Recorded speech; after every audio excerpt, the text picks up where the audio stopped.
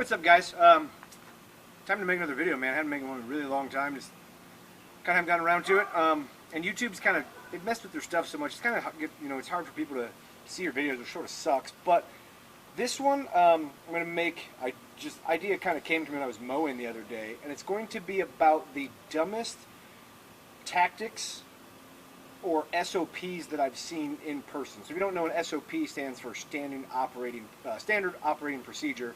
So basically what that means is it's a self-imposed rule. It's a self-imposed way of doing things. I'll probably break this video into two parts just so they're not super long. So the worst ones I've seen in person. Some of them are going to be ones I've experienced with my own units. Some are with other units as well. So the first one is going to be it's a unit that my unit replaced initially when I got to Iraq on my second deployment. So it would have been September of 2005, and that is distance restricted local security patrols. And so what I mean by that is setting an arbitrary distance within one's own AO. So an AO is an area of operation. So if you imagine, you have this big area of operations you're responsible for, and then setting a smaller size for that. So what this unit did, they set a 500-meter radius around their company firm base. So the company firm base was one of those school buildings that, at least in the Anbar province, seems like it's in every town, has the same one. It's 4 stories, it's rectangular, it all looks the same. So they had a company firm base, and they had at least one outpost. I can't remember if another outpost was their company or it was a different company, but so they had the company outpost, and they had an outpost that we called the Pink Hotel. It's kind of a house right on the river. It's pink, called it the Pink Hotel. Now, so what they did was they took, if you imagine this is their company firm base, they basically, drew a 500-meter radius around that, and they only did their local patrols within that 500-meter radius.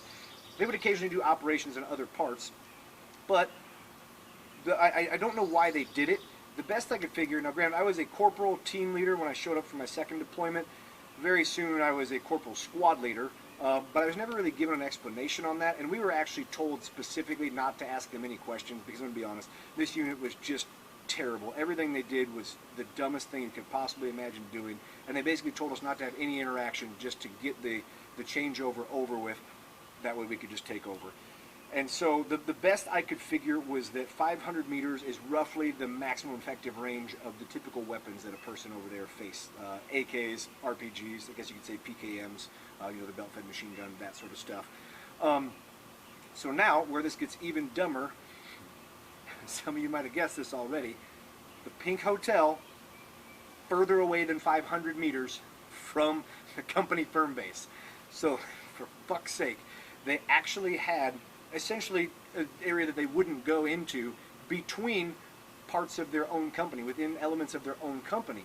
So now with this, I don't mean to say this in a way like as soon as you got into one of those gray zones, like there was just terrorists patrolling the streets and, with weapons and stuff like that. That's not what it means, because that wasn't accurate. But what it means is that with these areas where you don't go, it's very easy for people to set up IEDs, to hide weapons caches, that sort of stuff, and to have points of observation where they can observe us and things that we do without us basically going and harassing them and that sort of stuff. And when we got there, we had elements get ambushed initially. We had guys hit IEDs. We had a Humvee hit a mine pretty, basically right when we got there.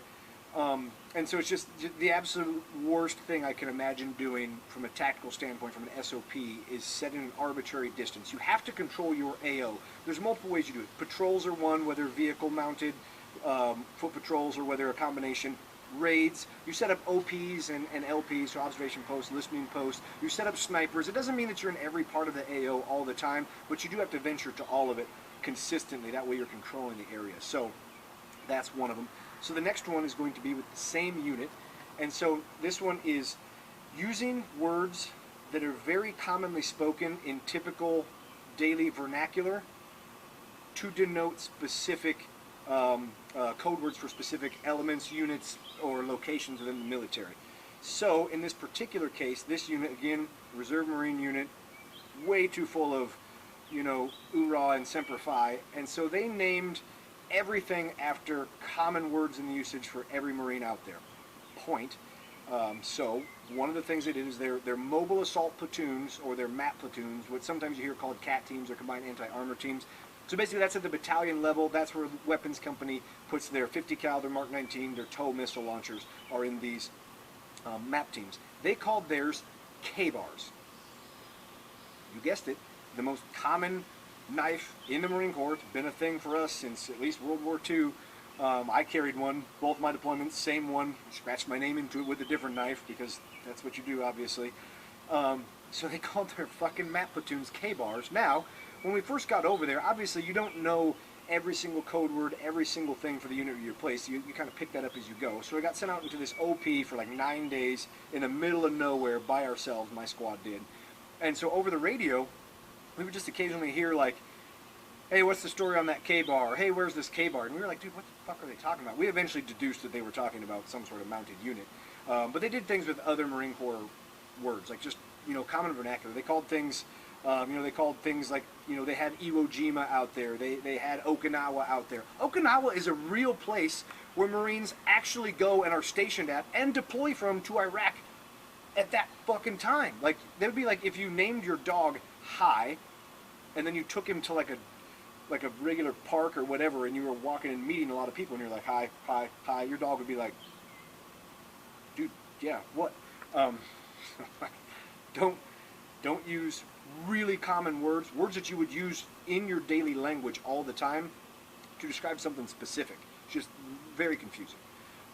So the third one is going to be about my unit, and this comes from my first deployment, and this is doing nighttime counter IED sweeping patrols. So now, at the risk of sounding biased, I'm going to have to preface this. So when I got over there for my first deployment, we left June of 2004, so it was early 2004, or not really, sorry, mid 2004. IEDs, I don't want to understate this, but to be honest, at the time, IEDs, at least for us, were kind of a joke. We had stick bed Humvees. Like, I did my first vehicle patrol where, like, I literally sat on, like, the bottom of the Humvee, like the tailgate, and, like, I had my foot out the back, like I would on a tailgate in a truck, like, bouncing off the ground. They were not that good yet, and they weren't that good at setting them, making them yet. Obviously, they got much better, very effective with them. And we didn't have advanced methods for discovering them. Like, the engineers had mine detectors, PSS-14s, that sort of stuff, PSS-12. But we didn't have them, like, in our company level. Like, we didn't take one with the platoon or the squad when we went on patrol. So what we had was, when we would do sweeps for IEDs on roads, we would get in a V formation. So remember a V, I'm going to see, hopefully it shows up in camera. So obviously a V sticks out like that. So what it would be is the guys on the road were the furthest in the back, and then as it would go out, the guys who were at the front were very far forward and very far out to the side, out on the flanks of the guys who were closest to the road. And so the point was, at this time, IEDs were, command detonated, in Iraq basically all the time. But at this time, it was still extremely common for them to have like a hard line. So they would literally have a wire running from the IED, and it would go over to like a bush, like literally, and a dude would sit there with like a motorcycle battery or something like that, and like he'd go bzz, and like set it off. So the theory was, and it's a pretty decent theory during the daytime, was that the guys who were at the front of the V were so far forward and so far out to the side that they would flush out any trigger man before the guys close enough to the road to actually be injured by an IED were close to it. And during the daytime, it seemed to work pretty well for the most part, not terrible. But again, we didn't have any way of detecting the IEDs aside from just walking and looking at the ground. And I shit you not, we would walk on the ground and we would kick. You would see something and you would kick and you would expose wires. And we fucking found IEDs that way, a lot of IEDs that way. Now, we got ordered and we would do that at night. And this drove me crazy, because I was a saw gunner for basically my entire first deployment, for the most part, like kind of here and there at some points. But I didn't have NVGs issued to me. I had a 17 Bravo, which is a scope, mounted on my saw itself. And I didn't have, I wasn't walking around with NVGs, which at the time, squad leaders had the 14s, the PVS 14s, but most of the dudes still have the 7 Bravo, so it's the dual, like binocular that comes out to a monocular, pretty terrible in general. And so we would do these sweeps at night, and like, I shit you not, I got yelled at one night for not kicking the ground enough trying to fucking find IEDs. I mean, for fuck's, I was like, dude, if this is how I go, I'm cool with that. Like, I'll go straight to hell and laugh my way there the whole time. But just at nighttime, not a good tactic, whatsoever.